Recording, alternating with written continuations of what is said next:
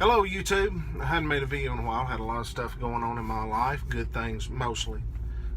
Very good things. And well, I was having a conversation the other day, myself and some other MRAs, about how the worm has turned. We've got now where feminism has become a joke.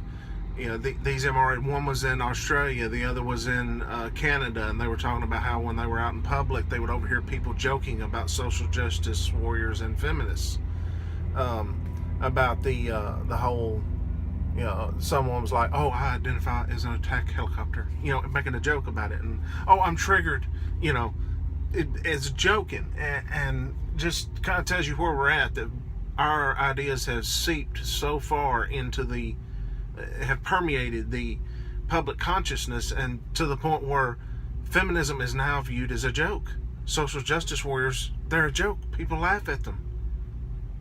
The battle is not going well for feminism, and we haven't won yet, but it's definitely going better for us than it is for them. So anyway, during this conversation, we were talking about, you know, the fact that look at what we've done.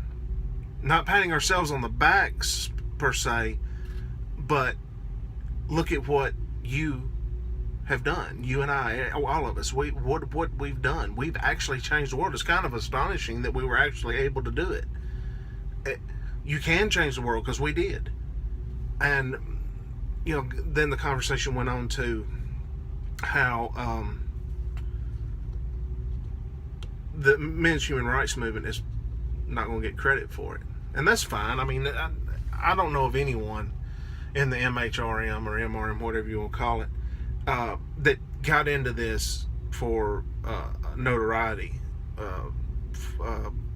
to be, you know, one day have a street named after them or a statue or something. No, none of us got into it for that.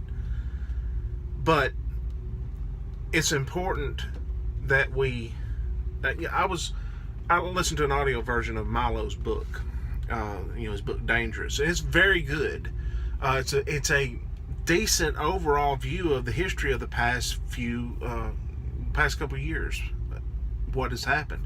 You know, I urge everyone, get a copy of that book and keep it to hand down to your children or to your grandchildren when they start, you know, wondering if this period of time is ever mentioned in the history books. You can tell them, look, read this. This is more accurate than that history book is. This is what really happened. But again, it's not a perfect history.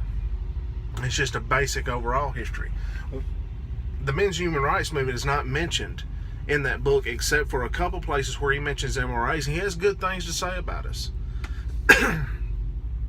But what we did, how we kick-started what I believe, I may step on a few toes here, and I don't mean to. Gamergate come along, and they are credited with kick-starting all of this. They didn't kick-start it. What they did is they took what was already there and ramped it up to the next level, because they had people, a whole lot more people in that group than in the men's rights movement. You know, men's rights movement, we were slugging in the trenches for years before Gamergate ever came along. We were fighting the same fight they were fighting against feminism, fighting against all of that, the same things that they were fighting against.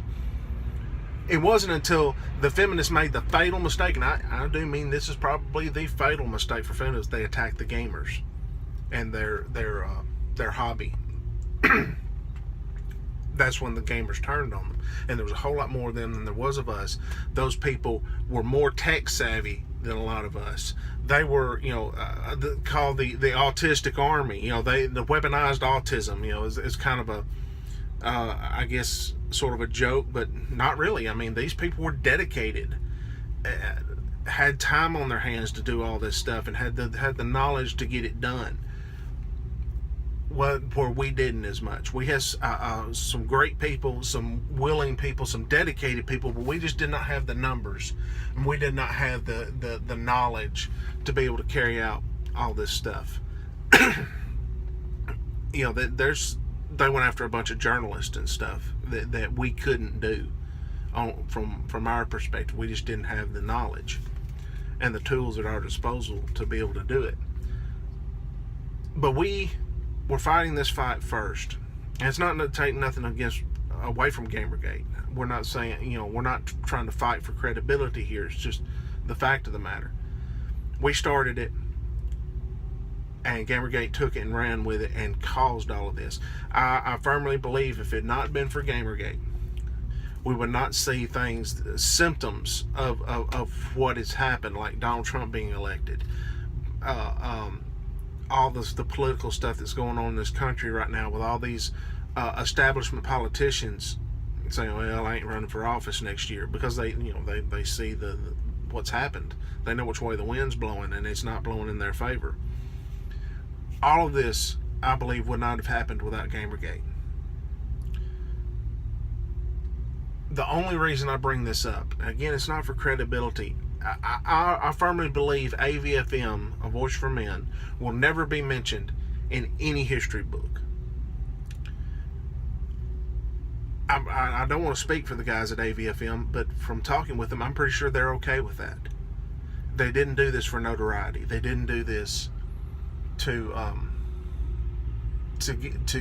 gain some sort of celebrity status or a pat on the back or anything. Even though, a pat on the back would be nice, recognition would be nice, but it's not required. It's not why we're doing this.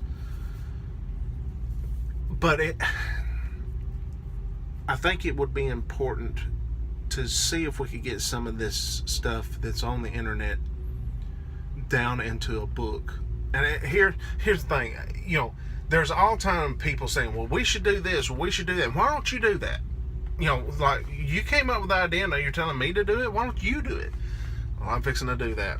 I'm not telling anyone, but someone, I think, needs to come up with a book of the history of what has happened with the men's human rights movement up to this point. And it can't be me, because I don't know anything about writing a book, putting a book together, all of that. But I really wish someone would. I wish someone would do that, because this history needs to be written down. Because if it's not, it's going to be lost. It may still be on the internet, buried somewhere in some archive. AVFM may still be around, but nobody would know it existed, or something like that. Some scenario such as that. I hope that doesn't happen, but it's possible. So the men's rights movement needs a history book to teach our children and our grandchildren and later generations. Look, this is what happened. This is what we did. This was what was done to us. All the stuff the media has tried to do to us, and feminists tried to do to us, the doxing, the hit pieces, all of that stuff. All of that down as a playbook. One thing, as a playbook. So if this fight ever needs to be fought again, not just against feminism, but just this fight in general ever needs to be fought again, there's a playbook to go by. This is what you can expect. And just for the sake of history. So maybe if our children and our grandchildren learn about this, maybe they won't have to fight this battle again. I have a feeling feminism is going to be with us from now on, and it's going to be a constant vigilance. Not necessarily a constant fighting. I hope that one day the men's human rights movement can end. Okay, mission accomplished. We're going home now. We're going on to do other things. I hope that's one day possible. But there will still need to be constant vigilance. And this book would help with that, to pass down to future generations. So if there's anyone out there that knows how to do this, put a book together, maybe you can get Milo to publish it. Who knows? But it needs to be something. And I'm hoping that someone who has the knowledge and expertise and ability to do it would take on this project, because I certainly don't. I'm just throwing the idea out there, and I'm just hoping someone runs with it. So thank you all for watching, and have a good day.